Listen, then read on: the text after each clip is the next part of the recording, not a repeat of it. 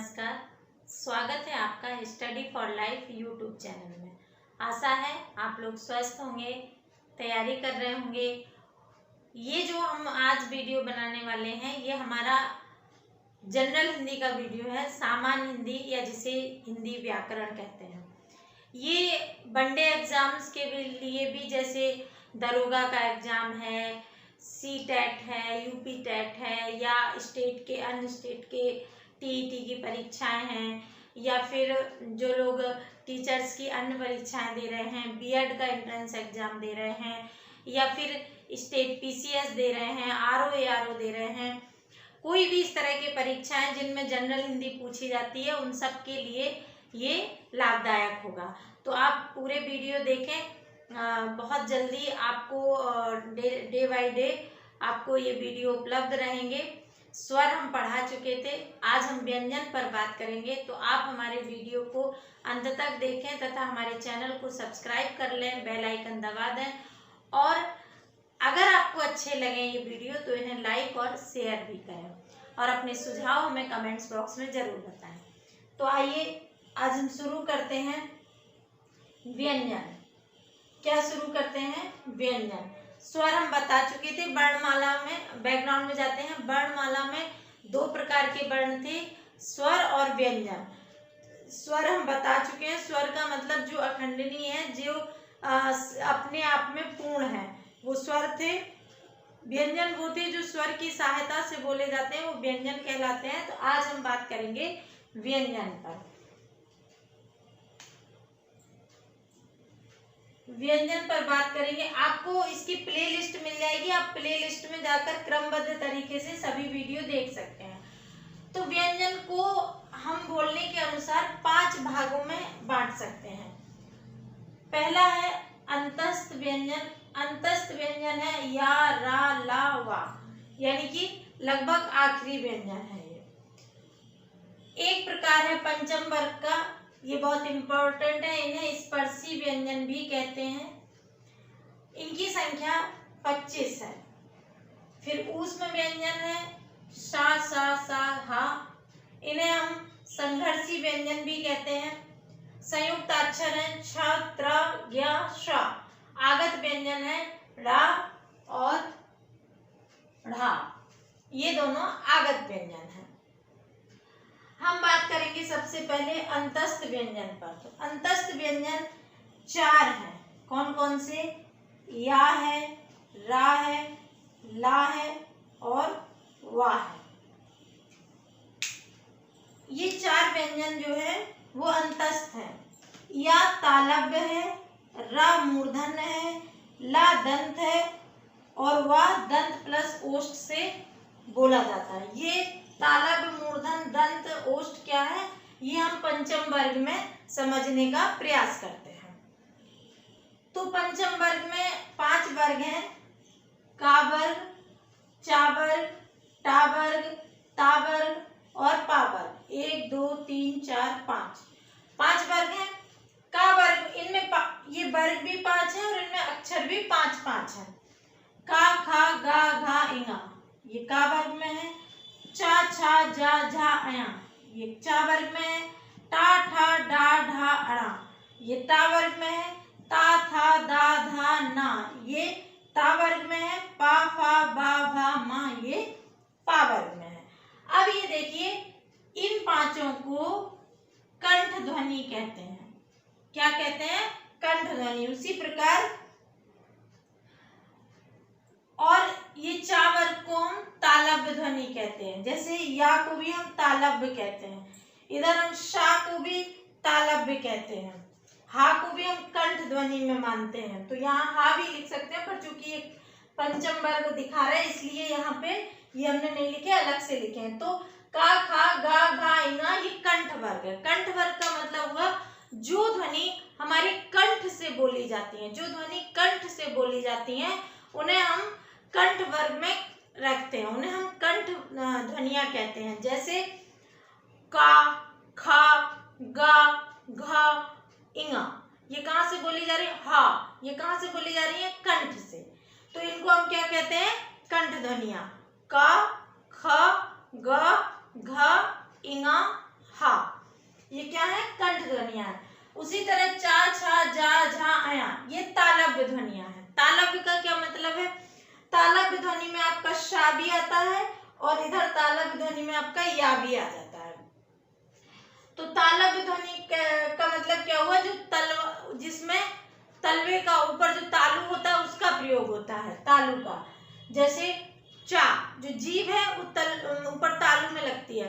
चा, छा, जा, झा, अया, चा, छा, जा, झा, अया, शा और या, इन सब में तालव्य का प्रयोग होता है, तालु का प्रयोग होता है। चा, छा, जा, झा, अया।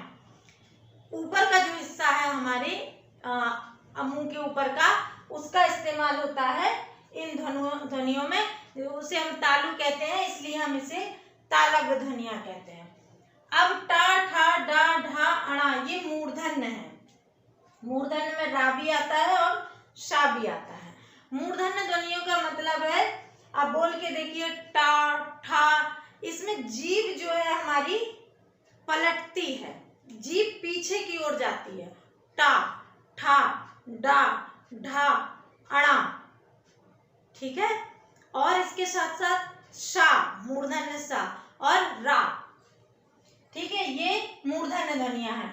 जीभ क्या हो रही है, फोल्ड होके पीछे जाती है। टा, ठा, डा, ढा, अणा, शा, रा। साथ ही साथ याद भी हो जाएंगे। ता, था, दा, धा, ना, ये दंतव्य ध्वनियां हैं, या दंत ध्वनि कहते हैं, या दंतव्य ध्वनि। दंत में आपका ला आता है और सा आता है दंत ध्वनि में। दंत में क्या है कि जीभ हमारी दांत में लगती है। ता, था, दा, धा, ना, सा और ला, ये ध्वनियां क्या है, दंत ध्वनियां हैं। ता, था, दा, धा, ना, ला और सा, ये दंत ध्वनियां। ओष्ठ ध्वनियां हैं। ओष्ठ और वा आपका दंत और ओष्ठ मिलके बनता है, वा बोलते हैं उसको, और ये आपकी ओष्ठ ध्वनियां हैं। ओष्ठ का मतलब जिसमें ओंठ का प्रयोग होता है, मुंह के अंदर के हिस्से का नहीं, सिर्फ ओंठ का प्रयोग होता है। पा, फा, बा, भा, मा, ठीक है, पा, फा, बा, भा, मा, ये कौन सी है, ये ओष्ठ ध्वनियां हैं। इनका एक क्रम और देखिएगा कि ये जो क्रम है, ये क्रम हमारे यहाँ से लेकर यहाँ तक आने का है। कंठ ध्वनि, तालु के बाद तालव्य ध्वनि, उसके बाद मूर्धन्य, जीभ का पीछे का हिस्सा, उसके बाद जीभ और दांत का हिस्सा, इसके बाद होंठ का हिस्सा, यहाँ से ध्वनि निकलते हुए यहाँ आ रही है। तो हमें आशा है आपको ये समझ में आ गई होंगी। चूंकि ये पूछ देता है एग्जाम में कि ये दे देगा, ये कौन से वर्ग में आता है, ये कौन सी ध्वनि है, दंतव्य है, मूर्धन्य है, या सा वाला, या ये या वाला में पूछ देगा। तो हमें आशा है आपको ये अब समझ में आ गया होगा। इसके बाद ऊष्म ध्वनियां बोलते हैं इनको, शा, शा, सा, हा, ये चार ध्वनियों को हम ऊष्म ध्वनियां बोलते हैं। ऊष्म ध्वनियां या संघर्षी व्यंजन। संघर्षी या ऊष्म का मतलब यह है कि इनको बोलते समय अंदर घर्षण पैदा होता है, घर्षण के कारण ऐसा लगता है कि कुछ गर्माहट हुई, इसलिए इसे ऊष्म नाम दिया गया कि ऊष्मा उत्पन्न हो रही है। शा, शा, सा, हा, जोर देते हुए, घर्षण करते हुए ये ध्वनि निकलती हैं हमारे मुंह से, इसलिए इन ध्वनियों को संघर्षी व्यंजन या ऊष्म ध्वनियां कहा जाता है। इसके बाद है संयुक्ताक्षर। संयुक्ताक्षर से मतलब हुआ कि जो संयुक्त हैं अक्षर, यानी कि जो दो अक्षर को मिलकर बने हैं। छ, त्र, ज्ञ, श्रा, ये क्या है, ये दो अक्षरों से मिलकर बनी ध्वनि है। जैसे छ में आधा का है और मूर्धन्य शा है, त्र में आधा ता है और रा है, ज्ञ में आधा जा है और या है, शा में आधा शा है और रा है। ये ज्ञ गड़बड़ कर देता है कभी कभी, कभी कभी लोग इसे आधा गा और प्लस या लगा के आ जाते हैं कि तो ज्ञा हो गया, तो ये नहीं है, याद रखना। इसमें आधा जा और या शामिल है, ये ज्ञा है, ठीक है, ये ज्ञा नहीं है, ज्ञा है, ठीक है। ये व्यंजन के 5 प्रकार हैं। इसके अलावा व्यंजन को 2 और प्रकार से विभक्त किया जाता है। तो यहाँ पे हमने लिख दिया, इनको हम आगे डिस्क्राइब करेंगे। व्यंजन को वायु के आधार पर, जो वायु निकलती है उसके आधार पर 4 भागों में बांटा जाता है। अल्प प्राण व्यंजन, महाप्राण व्यंजन, अघोष व्यंजन और सघोष व्यंजन। ये बहुत पूछे जाते हैं। अल्प प्राण, महाप्राण, अघोष और सघोष, ये चारों बहुत इंपॉर्टेंट हैं। इनको हम आगे अभी ये मिटा के इन चारों को विस्तार से समझाएंगे। अभी आप सिर्फ नाम देख लीजिए। व्यंजन को वायु के आधार पर बांटा गया, अल्प प्राण, महाप्राण, अघोष और सघोष व्यंजन। नासिका के आधार पर जो ध्वनियां नाक से, जिसमें वायु निकलती है, नाक से निकलती है, उनको अनुनासिक और निरानुनासिक 2 तरह से विभक्त किया जाता है। तो ये व्यंजन के प्रकार हो गए, इतने प्रकार के होते हैं। अब हम बात करेंगे व्यंजन के अल्प प्राण, महाप्राण, अघोष और सघोष पर। उसके बाद अनुनासिक और निरानुनासिक। ये आपको समझ में आ गया होगा। स्क्रीनशॉट लेना है तो ले लीजिए, फिर हम इसको मिटा के इस पर व्यंजन के अल्प प्राण, महाप्राण और अघोष और सघोष समझाएंगे। ठीक है।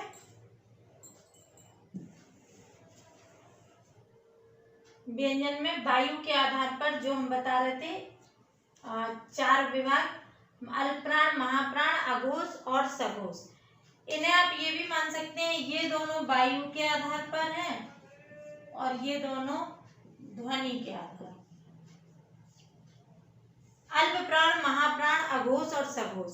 ये नहीं पूछते हैं कि वायु के आधार पर डिवीजन है या ध्वनि के आधार पर। पूछा ये जाता है कि कौन से अल्प प्राण है, कौन से महाप्राण है, कौन से अघोष है, कौन से सघोष है। ये ज्यादा इंपॉर्टेंट है। अल्प प्राण का मतलब है वायु अल्प मात्रा में निकलती है, महाप्राण का मतलब है वायु अधिक मात्रा में निकलती है। लेकिन अल्प प्राण में कौन कौन से अक्षर आते हैं, इन पर बात करते हैं। तो प्रत्येक वर्ग का पहला, तीसरा और पंचम अक्षर, ये किस में आएगा, अल्प प्राण में। प्रत्येक वर्ग कौन सा, हमने 5 वर्ग अभी आपको बताए थे, का वर्ग, टा वर्ग, चा वर्ग, ता वर्ग, पा वर्ग। उनका कौन कौन सा अक्षर, पहला, तीसरा और पंचम। पहला, तीसरा और पंचम कौन कौन से अक्षर होंगे। जैसे अगर हम का वर्ग लिखें तो का वर्ग का पहला का, दूसरा खा छोड़ दीजिए गा और 5वां इंगा। ऐसे ही चा वर्ग में चा, छा छोड़ दीजिए जा, झा छोड़ दीजिए आया। ये पहला, तीसरा और 5वां जो अक्षर हैं, ये किस में आएंगे, आपके अल्प प्राण में। इनके अलावा अंतस्थ व्यंजन भी अल्प प्राण में आते हैं। कौन कौन आएंगे, एक तो प्रत्येक वर्ग का पहला अक्षर, तीसरा अक्षर और 5वां अक्षर, यानी कि विषम अक्षर। विषम गणित की भाषा में विषम मान सकते हैं। पहला, तीसरा और 5वां अक्षर किस में आएगा, अल्प प्राण में। और अंतस्थ व्यंजन भी अल्प प्राण में आते हैं। या, रा, ला, वा, ये अंतस्थ व्यंजन है, ये भी किस में आते हैं, अल्प प्राण में। कौन कौन हो गए, प्रत्येक वर्ग का पहला, तीसरा और 5वां अक्षर तथा अंतस्थ व्यंजन मिलाकर अल्प प्राण व्यंजन बनते हैं। महाप्राण व्यंजन में वायु अधिक मात्रा में निकलती है। ये सिर्फ समझने के लिए, ये आपके प्रश्न में नहीं आता। आपको ये पूछा जाएगा कि प्रत्येक वर्ग का दूसरा और चौथा अक्षर, पहला, तीसरा और 5वां तो अल्प प्राण में आ गए, तो एक भी याद कर लोगे तो दूसरा अपने आप याद हो जाएगा कि जो इसमें नहीं है वो इसमें हो गया। पहला, तीसरा और 5वां इसमें आ गया अल्प प्राण में, तो दूसरा और चौथा किस में आ जाएगा, महाप्राण में। दूसरा चौथा कौन सा होगा, का वर्ग में का पहला हो गया, छोड़ दीजिए खा दूसरा हो गया, तीसरा गा छोड़ दीजिए घा हो गया, यानी कि खा और घा ध्वनि किस में आ जाएंगी, महाप्राण में। साथ ही साथ ऊष्म व्यंजन शा, शा, सा, हा, ये ऊष्म व्यंजन है। ऊष्म व्यंजन भी किस में आएंगे, महाप्राण में। तो महाप्राण में कौन कौन आएगा, प्रत्येक वर्ग का दूसरा और चौथा अक्षर तथा ऊष्म ध्वनियां महाप्राण व्यंजन के अंतर्गत आती हैं। दोनों आपको समझ में आ गया होगा।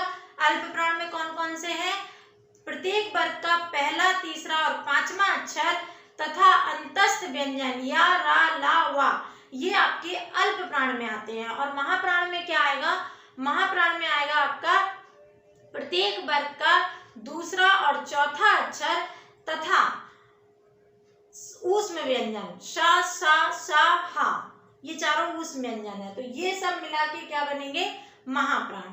अब हम बात करेंगे अघोष और सघोष की।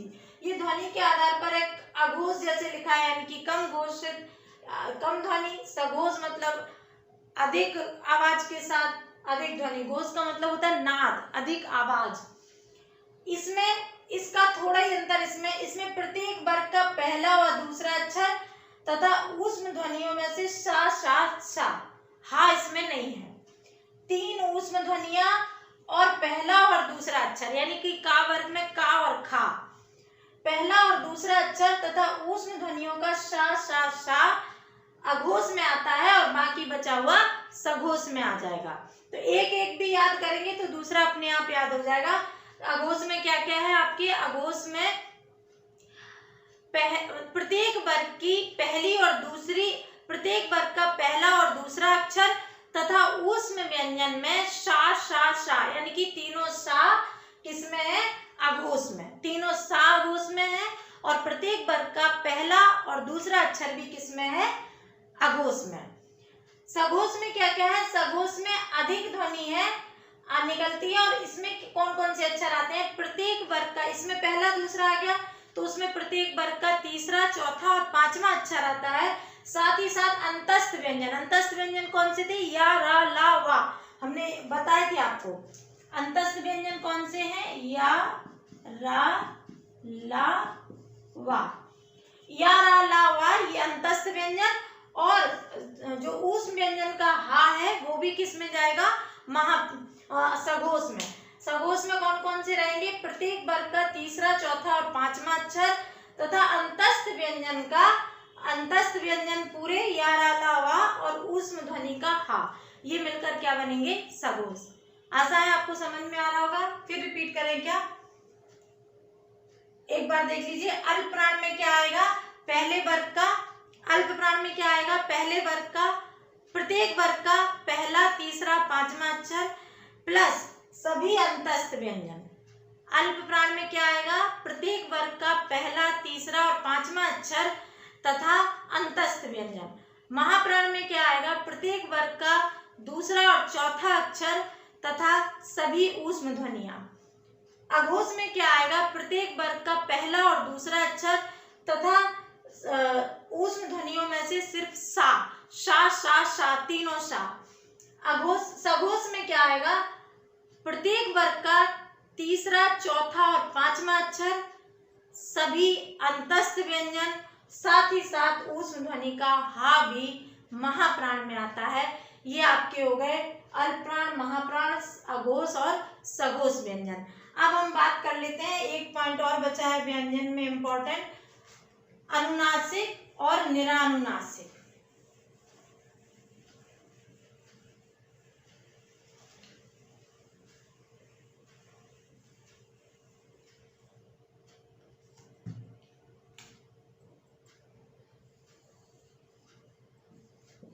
अनुनासिक और निरानुनासिक। अनुनासिक में वही ध्वनियां आती हैं जो नाक से वायु निकलती है, जिन्हें बोलने में नाक से वायु निकलती है, उन्हें क्या बोलते हैं, उन्हें क्या बोलते हैं, वे ध्वनियां जिनमें मुंह के साथ साथ, जिनमें मुंह के साथ साथ नाक से भी वायु निकलती है, उन्हें अनुनासिक कहते हैं। और इनके अलावा सभी ध्वनियां, कोई भी का वर्ग, चा वर्ग, जितनी भी ध्वनियां हैं ये सब किस में आ जाती हैं, निरानुनासिक में। लेकिन का वर्ग, चा वर्ग का जो पंचमा अक्षर है इसमें कौन आएगा, पंचमा अक्षर। पंचमा अक्षर कौन सा है, इङा, अया, अणा, ना और मा। ये का वर्ग का, ये चा वर्ग का, ये टा वर्ग का, ये ता वर्ग का और ये पा वर्ग का। ये पांचों किस में आते हैं, ये पांचों किस में आते हैं, अनुनासिक में, ठीक है। और निरानुनासिक में इनके अलावा सभी ध्वनि किस में आ जाती है, निरानुनासिक में। लेकिन अनुनासिक को दो तरह से प्रयोग किया जाता है, दोनों आपने सुना होगा। इसके लिए दो शब्दों का प्रयोग होता है, एक तो होता है अनुस्वार, अनुस्वार, और दूसरा होता है अनुस्वार और अनुनासिक।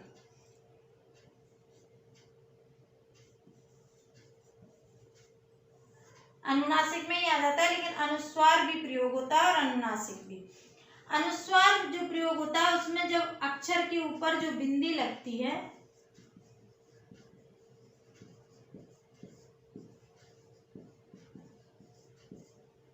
इसमें अनुनासिक में क्या होता है कि जैसे मैंने यहाँ बताया, मुंह के साथ साथ नाक से भी वायु जब निकलती है तो अनुस्वार बनता है, जैसे अंग, जैसे मयंक। तो ये जो बिंदी है ये क्या है, जैसे चंद्रमा, ये जो बिंदी है ये अनुस्वार कहलाती है। और अनुनासिक में पूरी वायु जो है वो कहाँ से निकलती है, अनुनासिक में पूरी की पूरी वायु हमारे नाक से ही निकलती है, जिसको हम चांद बिंदी के रूप में प्रयोग करते हैं। जैसे चंद्रमा की जगह चांद लिख देना, जैसे चांद हो गया, आपका अंगूठा हो गया, इस तरह की सब जिनमें चांद बिंदी लगती है ये क्या कहलाते हैं, अनुनासिक कहलाते हैं। अनुनासिक दोनों ही अनुनासिक के अंतर्गत आते हैं, पर अगर सिर्फ बिंदी लगी है तो वो अनुस्वार कहलाते हैं। तो आशा है आपको व्यंजन समझ में आ गए होंगे। अब हम हिंदी वर्णमाला के आगे के चैप्टर पढ़ेंगे, आप हमसे जुड़े रहिएगा। आपका कोई भी प्रश्न बाहर नहीं जाएगा, क्योंकि जनरल हिंदी से जितने तरीके बन सकते हैं हम आपको पूरी तरह समझाने का संपूर्ण सिलेबस कोशिश करेंगे, पूरी जनरल हिंदी पढ़ाएंगे, तो आपकी समझ में जरूर आएगी। अगर आपको कोई प्रॉब्लम हो रही है तो आप हमें कमेंट्स बॉक्स में जरूर बताएं।